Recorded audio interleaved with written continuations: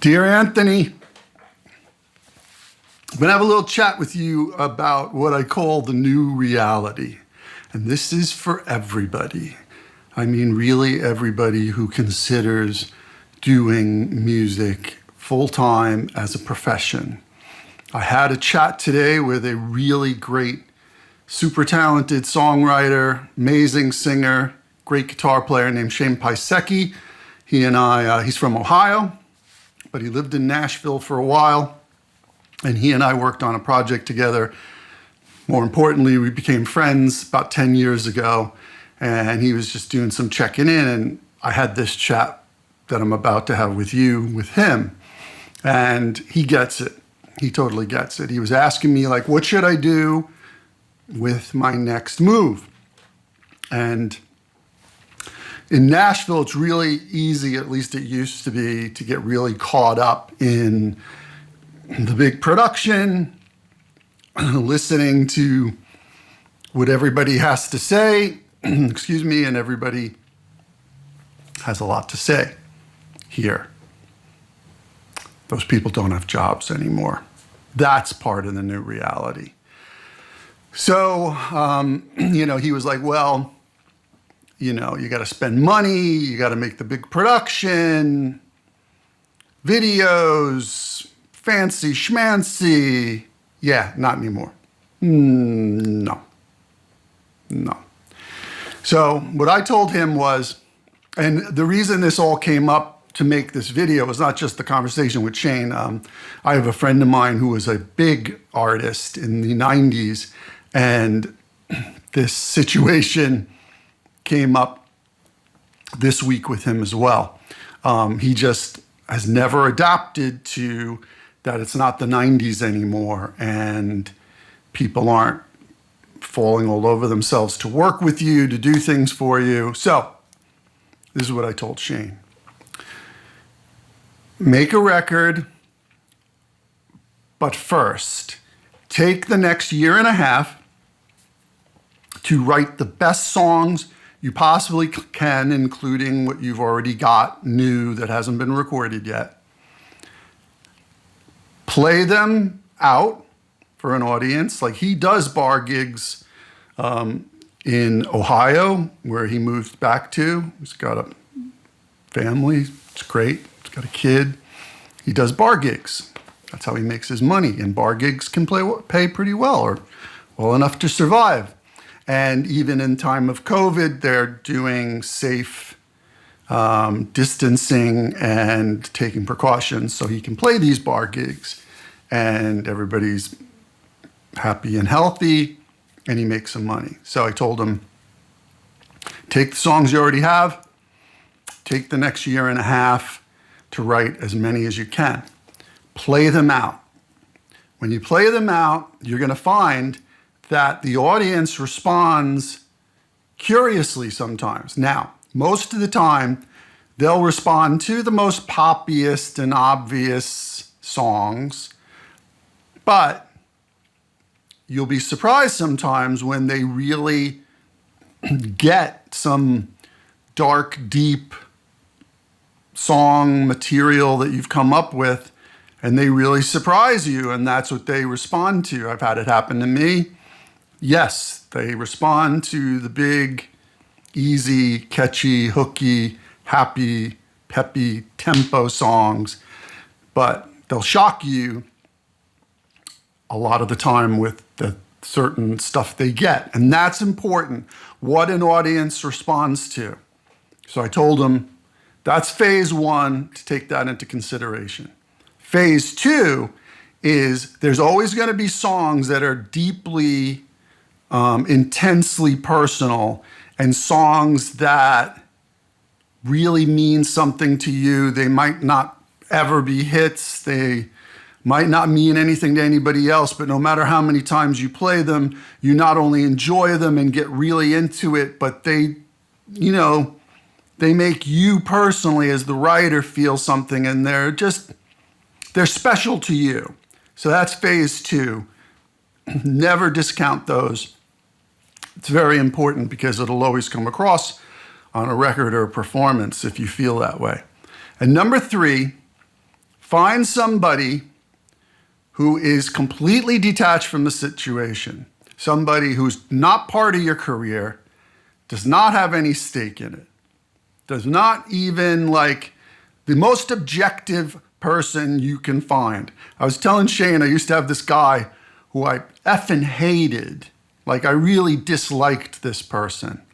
But he knew what he was talking about, and I always knew I was going to get the straight answer from him and the square biz about, sussing out ideas and songs and, performances and stuff. So you need somebody who's completely objective, who's outside of the chain of your career, someone you trust, someone who's, got some taste. I mean, you don't just go up to, to anybody just to get an objective opinion. Somebody who like enjoys music and, buys music. Most importantly, somebody who buys music is somebody who when they buy with their own money, that really holds a lot of weight, right?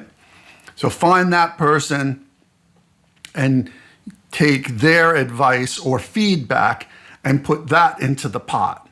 So those are the three phases: performance, personal, and then an objective third person or persons to give you feedback for the next year and a half as you write these songs.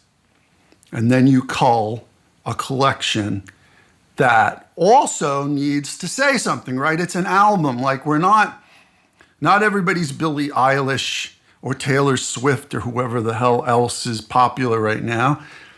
So an album is a statement. It has to say something. It has to tell a story. It has to have a narrative. So you make that come together over the next year and a half. And then I told him, go into a studio, go into a friend's house, somebody who's at least semi-professional that can set up 2 microphones, one for your voice and one for your guitar. Get on the computer, make some groovy loops. And what I mean by loops, you can play to a click track. I've done that a million times, but once you have the songs together, you can create loops with Easy Drummer and many other programs where you can have like a 4-bar intro, an 8-bar verse, chorus, bridge, verse, chorus, and have it all programmed so it all doesn't sound like the same loop going all around. And I said, so sit down, record these songs, just you, your guitar and voice. You can overdub the vocal later better if you want to, by isolating the guitar or whatever. I said, record these songs, suss it out, see how your performances are, and you can keep doing it over and over again. You don't have to spend a ton of money. And then, once you've got that collection together, hire people here and there, like really talented people who understand structures of songs and dynamics and aren't going to be playing straight through the whole damn thing all the time, because that's the biggest mistake most people make who aren't full-time session people, let's say, or in a full-time band, or they've learned this over time. Find some really cool, talented people who have been in studios before and understand recording and songs, and pay them a couple $100 each, do things here and there.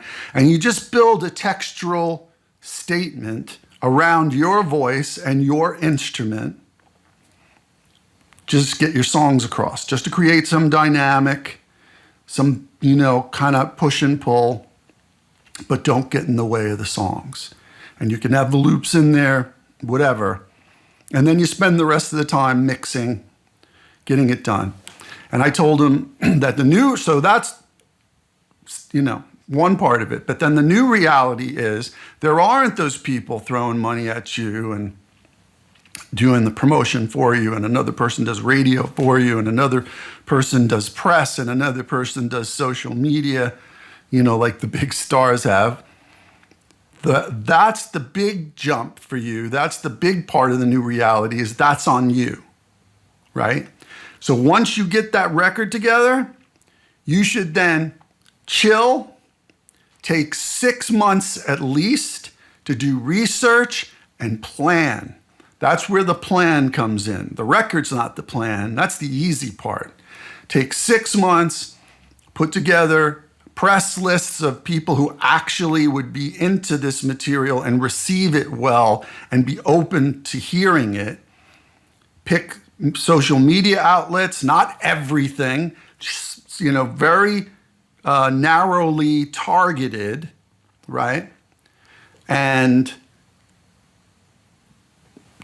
spend your time putting that together. Think about promotion, think about radio stations. Don't go cuckoo, because you don't need to spend $1,000 on postage on records and stuff. Most people you can send an email to with a download link and a SoundCloud. They usually want one or the other, from my experience lately. Spend 6 months doing that, tight, taut, together.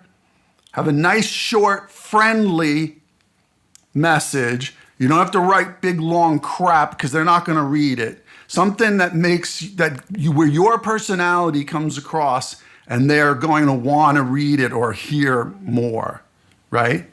Spend 6 months, you do that, then bam, the rest of your career from that point is getting that out there and staying on the social media. And we've talked about this before.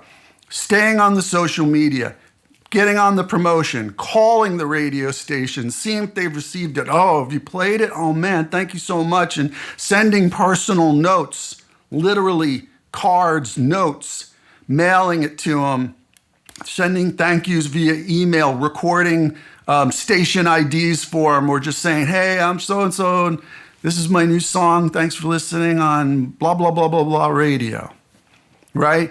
You have to go above and beyond because the rest is on you. That's the new reality. And you might be surprised because you haven't spent, $100,000 doing this, or $50,000, or even $20,000. You spent a couple of grand doing this. And the rest is time and effort and planning on your part. That's what's going to make this work in the new reality.